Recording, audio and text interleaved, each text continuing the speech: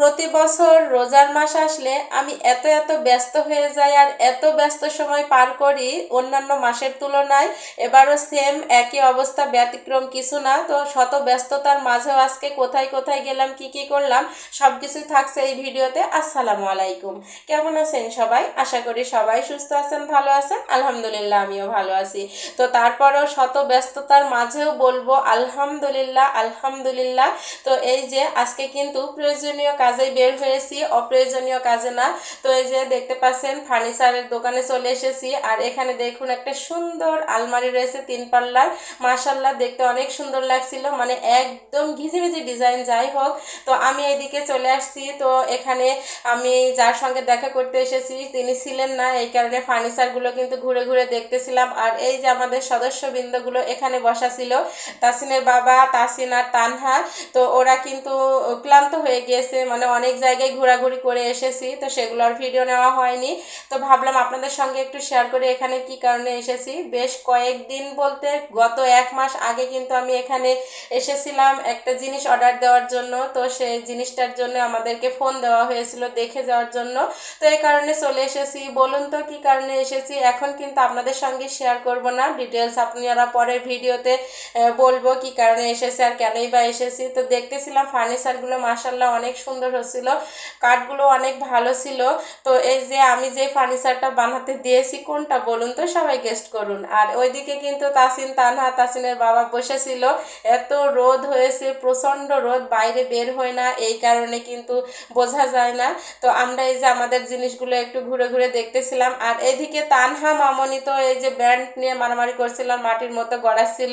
তো তারপরে ওখান থেকে বেরিয়ে চলে এসেছি মার্কেটে। আর এই যে দেখুন, অসুস্থ মানুষকে নিয়ে গেলে যা হয়, কোমরের ব্যথার কারণে কিন্তু মানে নড়তেই পারছিল না বা হাঁটতেই পারছিল না, কিডনির থেকে মাজায় ব্যথা হয়েছে প্রচণ্ড, ডাক্তারের রেস্টে থাকতে বলেছে।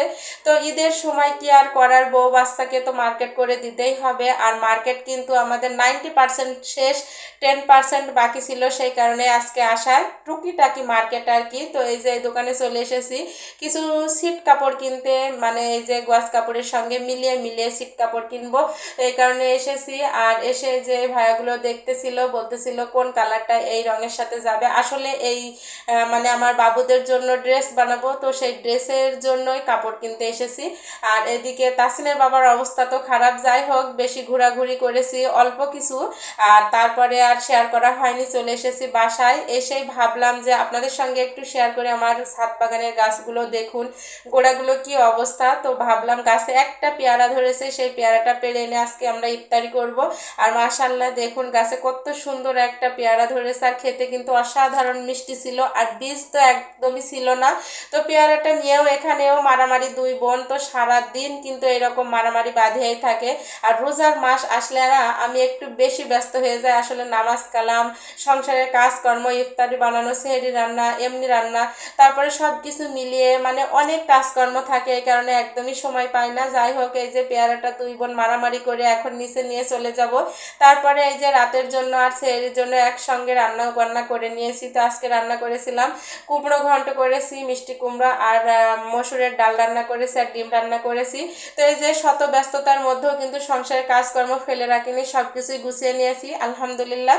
তো আজকের ভিডিওটা এই পর্যন্তই। সবাই সুস্থ থাকবেন, ভালো থাকবেন, আর আমাদের জন্য দোয়া করবেন। আবারও দেখা হবে পরবর্তী ভিডিওতে। আল্লাহ হাফেজ।